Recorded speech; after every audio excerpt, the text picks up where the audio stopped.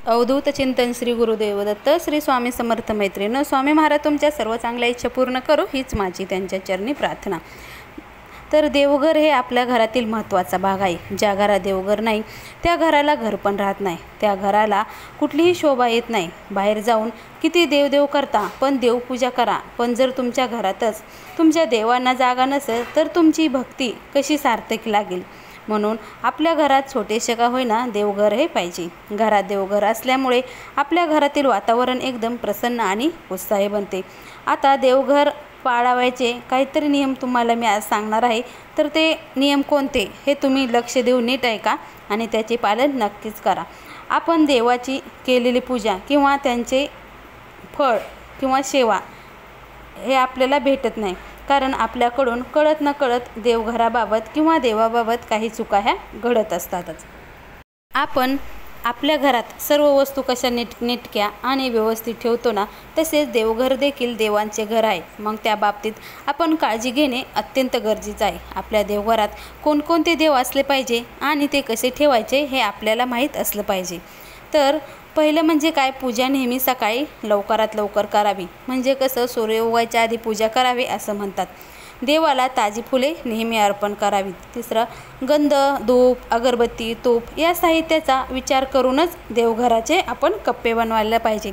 नाहीतर तुम्हाला तर पाहिजे एक देवघराच्या खाली कप्पा असतो, त्यात तुम्ही कितीही अडगळीचं सामान ठेवता हे तर तुम्हाला माहीत आहेच।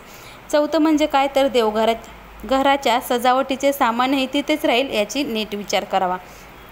5, देवघरात प्रकाश व्यवस्था आणि हवा खेळती राहील याचाही तुम्ही नीट विचार करून मगच देवघर बांधावे। 6, देवघरातील सर्व मूर्तीची तोंडे ही पश्चिम दिशेलाच असावी, कारण आपण आपल्या घरात राहतो त्यामुळं पूर्व दिशेला आपल्या घराचं किंवा आपण जो पूजा करतो त्याचं तोंड पाहिजे असं म्हणतात।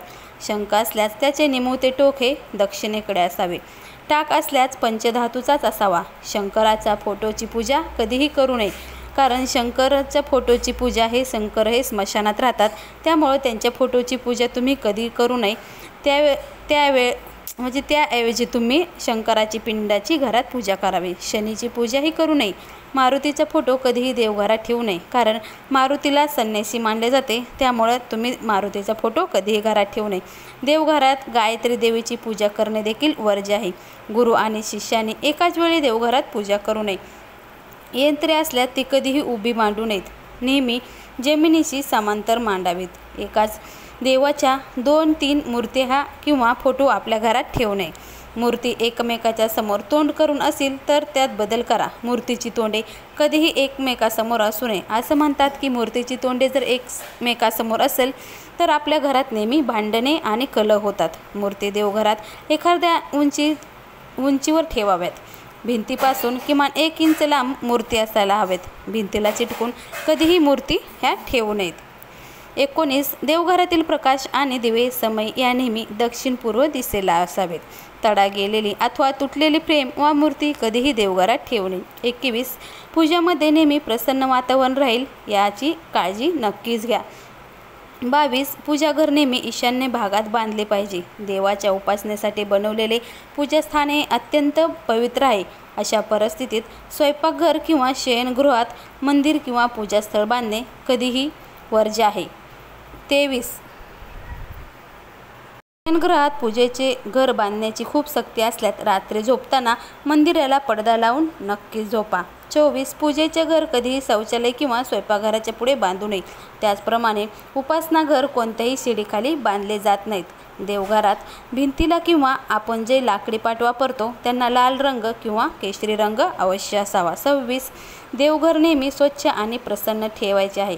देवघरात धूळ साचता कामा नये। आपल्या देवघरात कोणत्याही देवाची एकापेक्षा जास्त मूर्ती किंवा फोटो ठेवू नये।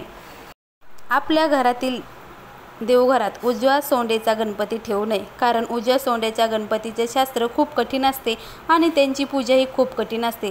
ते जर आपल्याकडून व्यवस्थित पाळले गेले नाही तर आपल्याला दोष लागू शकतो। म्हणून आपण आपल्या देवघरात नेहमी डाव्या सोंडेचा गणपतीच ठेवावा।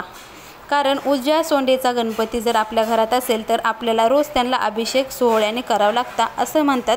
म्हणून डाव्या सोंडेचा गणपती अवश्य ठेवा. 29 देवघरात नंदी किंवा नागासहित एकत्र महादेवाची पिंड घेऊ नये. कारण आपण जेव्हा महादेवाच्या पिंडीवर अभिषेक घालतो तेव्हा त्या अभिषेकाचे पाणी नंदीवर पडते व नंदी हा महादेवाचा शिष्य आहे. ते पाणी नंदीवर पडल्याने त्याचा कोप होतो आणि त्यामुळे आपल्याला संकटे उद्भवू शकतात. आपल्याला आपली कुलदेवता आणि कुलदैवत माहीत असणे गरजेचं आहे. जर माहीत नसेल तर आपल्याला विविध संकटांना तोंड द्यावे लागते. आपल्या देवघरात आपल्या कुलदेवतेचा एक फोटो किंवा एक मूर्ती असणे आवश्यक आहे. बंगलेला किंवा तुटलेल्या मोडलेल्या मूर्ती किंवा देवाचे फोटो देवघरात व पूजेत कधीही ठेवू नये. देवाच्या मूर्तीची तोंड ही फोटोची तोंड दक्षिणेकडून ठेवायची नसतात. आपण देवाला जी फुले वाहतो म्हणजे जे निर्माल्य बनते ते पुन्हा वापरात आणायचे नसते. ते वाहत्या पाण्यामध्येच म्हणजेच नदीत प्रवाहित करायचे असते. परंतु आता आपण पाहायला गेलं तर वाहतं पाणी कुठेही नाहीत. म्हणून माझं एक सजेशन असं आहे की तुम्ही ते निर्माल्य आपल्या फुलाच्या कुंड्या असतात ना त्या झाडामध्ये ठेवलं तरी चालेल. देवघरातील शाळीग्रामावर अक्षदा व्हायच्या नसतात. ओले कपडे घालून म्हणजेच ओल्या वस्त्री देवपूजा करायचीही नसते. देवाला एका हाताने कधीच नमस्कार करायचा नसतो. आपण देवघरात जे समय लावतो व निरंजन लावतो त्यात तेल आणि तूप एकत्र घालू नये. निदान तेलाचा दिवा वेगळा किंवा तुपाचा दिवा वेगळा लावला तरीही चालेल. समईच्या ज्योतीवर निरंजन किंवा दुसरा कोणताही दिवा पेटवायचा नसतो. 39 समईमध्ये 3 वाती लावायच्या नसतात. एक तर 2 वाती लावायच्या किंवा 1 वात लावली तरीही चालेल. 40 देवांना नमस्कार करताना आपल्या डोक्यावरील टोपी काढून नमस्कार करावा. देवापुढे नतमस्तक व्हायचे असते पण त्यांना आपण त्यावेळेस त्यांना शरण गेलेलो असतो. आपण देवघरात किंवा मंदिरात जी स्तोत्रे किंवा मंत्र म्हणतो ती मोठ्या आवाजात म्हणायची. परंतु जप करताना किंवा देवाचे नामस्मरण करत असतो त्यावेळी शांततेनेच करावे. श्री स्वामी समर्थ.